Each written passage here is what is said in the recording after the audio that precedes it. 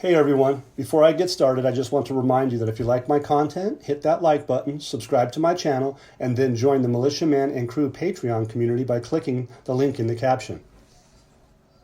Hey, good evening everybody. Militiaman here. It is Friday night, and plenty of things have been going on, and we've been talking about this stuff for quite some time. We've had numerous things going on. We've had the budget, of course, everybody's had that ad nausea. But the truth is that that's been taken care of, right? But we're going to get into that a little bit later.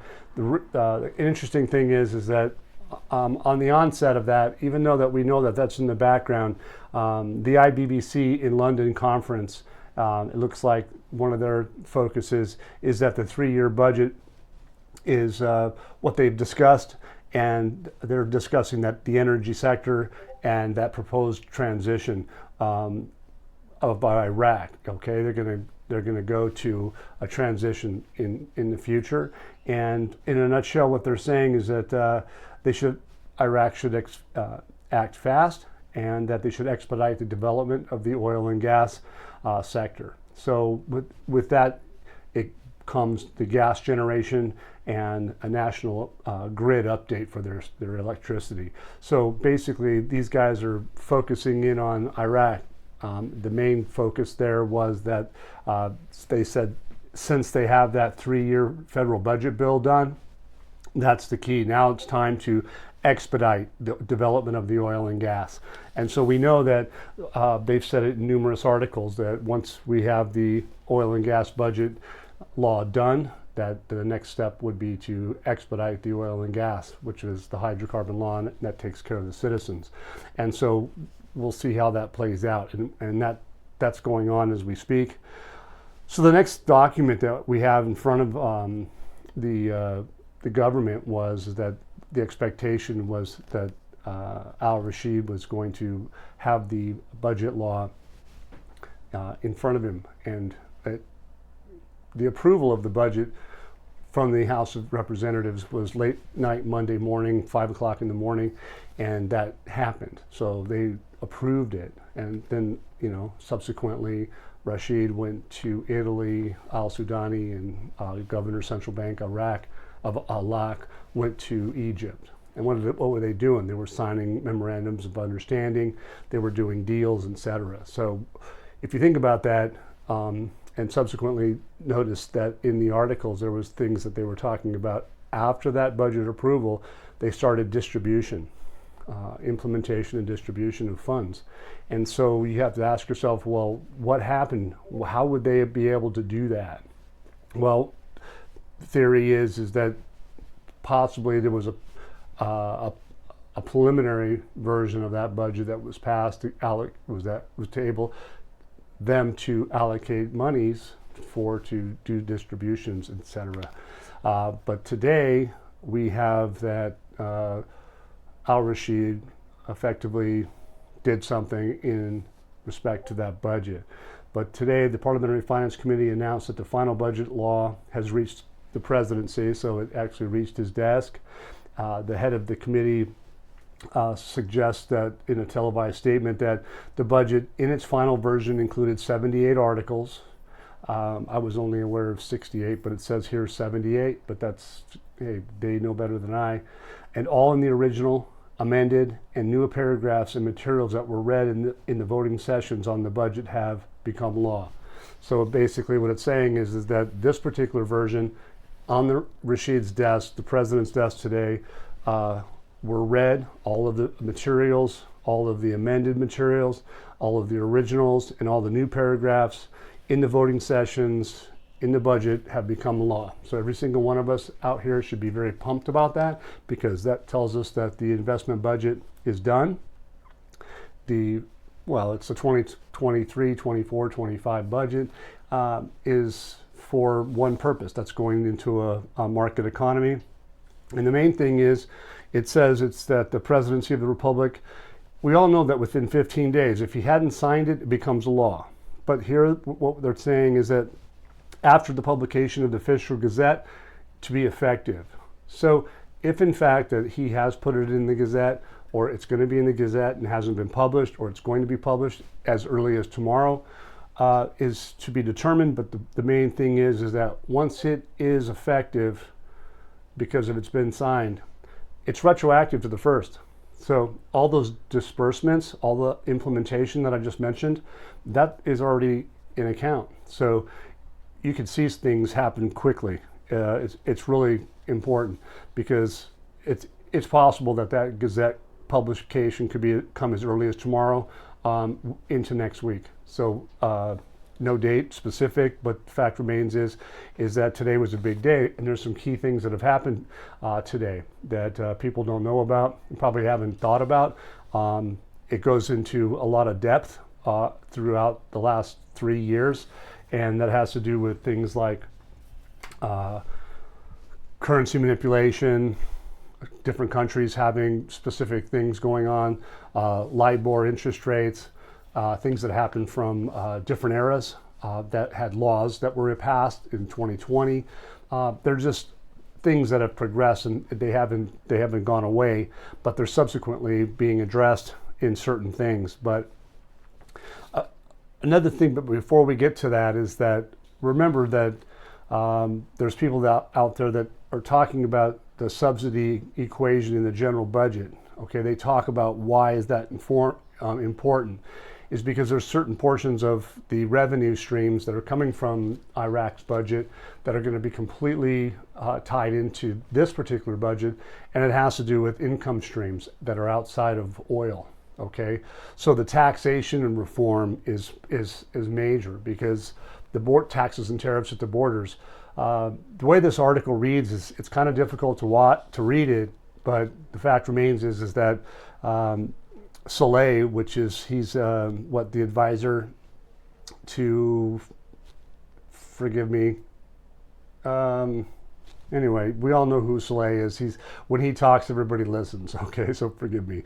But the point is, Saleh says on the tax reform, adopting soft lump sum taxes on income segments with their various denominations and according to easy collection methods, the encouraged method of payment, enhanced tax revenues, transparent manner. Okay, trust me, translations can be really tough sometimes, but what he's getting at here is that immediate payments, enhanced tax revenues in a transparent manner. And that tells me specifically that what they're talking about is that the new system, electronic system, is ready to go for them to be able to do this tax reform. He goes on, which is, here it is he's the advisor to financial affairs. Mahar Muhammad Saleh stressed Friday that the importance of updating non-oil revenue maps and achieving tax reform to support the general budget that exceeds the gross domestic product of Iraq. That's a massive amount of money. These guys are telling you that we've talked about this before. Oil revenues are huge, right? What they're talking about to me here is that this is going to exceed that or be similar to. So anyway, effectively the public finance in our country, it's in dire straits. They need to revamp it, and they have an avenue to do so. And he's basically stating that at this point in time, they have a means and a mechanism to do so. So this is really good because they're basically saying that they can support and defend their currency in the future. Interestingly enough, we'll come back to some of the things that I said here, but we talked about certain things that have gone on in the past. But today, interestingly enough, I don't think anybody's paying attention to this, but maybe there are a few. But interesting, the Treasury Public Affairs, their press secretary, the United States Treasury releases a report on macroeconomic and foreign exchange policies of major trading partners of the United States. Why is this important? It has to do with countries' currency practices, okay? It basically is just stating that one of the key points is that the United States major trading partners concludes that there's no major U.S. trading partner manipulated the rate exchange between its currency and the U.S. dollar for purposes of preventing effective balance of payments, adjustments, gaining unfair competitive advantage, international trade during the 4 quarters through December 2022. If you guys remember, if you go back in time, back to the FIMA, we had an administration at that specific time was dealing with laws. of currency manipulation. It happened to be with many countries, not just those that are mentioned in this report. I'm not going to get into it because it's 51 pages. It has to deal with countries like Vietnam. The law was portended to that. What they were trying to do is level the playing field. Well, even today, this administration is following through, trying to level the playing field. So even Switzerland, other certain countries, Vietnam, Singapore, all these different countries are mentioned in this report. And I highly recommend you guys come into Patreon, look at it, and you can find this article and you can click on it. You can get that 51-page document. But it's basically letting you know that for the whole purposes of this is going to be a liquidity thing, and that's one of the things that leveling the playing field is that we've had some problems with liquidity. And in this particular article, there's here from the United States Treasury is also about what they call LIBOR. LIBOR, I'm not going to get into specifics because that's an in-depth situation, but it has to deal with liquidity risk, okay? And here what they're saying is the council has discussed the upcoming June 30th, 2023 cessation date for the US dollar in LIBOR. Okay, that doesn't have anything really necessarily to do specifically with the dinar, because if you go through that 151 or that 51-page document, it's talking about all different major currencies, okay? And interestingly enough, it's talking about emerging markets. Vietnam's one of those markets. They don't talk about the Iraqi dinar or Iraq per se because Iraq's not even there yet, okay? But the bottom line is Iraq is going to be there. So if you take into consideration the timing of the U.S. Department of Treasury coming out and talking about LIBOR, and then also talking about foreign currency exchange, or actually foreign exchange, which is related to foreign currency specifically. If you read the document, you'll see that these things are intertwined. And it's fascinating. It all happened on a Friday. That Friday, which is today, what happened? Call it the final draft of the budget 2023, 24, 25 budget was signed by the president. If you come to Patreon, you can look it up. You can see his signature on that document. It's posted. So everything's moving forward and ready to go. That's my view on it, because the currency is not going to go into an international market as it is at 1310. It's going to have an international acceptable rate and a calculation applied to it. So what do we see though? We saw numerous articles, and you probably could go back through my videos here on YouTube and in Patreon and see that we talked about JPMorgan. JPMorgan being a very large bank, being a very large major player in financial exchanges, one of the largest in the trading in the world, one of the main providers of financial services in the world, largest bank here they say the largest bank in the United States. That's to be, to be determined. But what are they doing? It says they're financial transfers for Iraq with China with the SWIFT platform. We talked about that. People don't maybe not remember that JPMorgan has a contract with the U.S. dollar digitally with the Buna platform, with the ISO 20022, which is, as they state in this article, is the SWIFT platform. They did that back in February, which they facilitated payments from the Iraqi banking system with Chinese banking system with the aim of financing private sector imports directly. So we're talking about imports. That's what they're talking about. We're talking about liquidity. We're talking about imports. We're talking about income streams. Are we not? We've mentioned all of these things. So those income streams outside of oil are going to be from materials to rebuild the country. People have to realize buying materials at 1310 to build a country is going to take hundreds and hundreds of trillions of dinar. But if you were to move it to a one-to-one basis, it's so much cheaper. If you moved it at 2-to-1, 3-to-1, 4-to-1, 5-to-1, 6-to-1, you can see how cheap it's going to be to buy those products. So the real effective exchange rate is going to be a determinant to see where we are as our investment plays out, is because that's what this is about right now. It's because this is an investment. It's an investment budget. It's meant for taking this country to the private sector.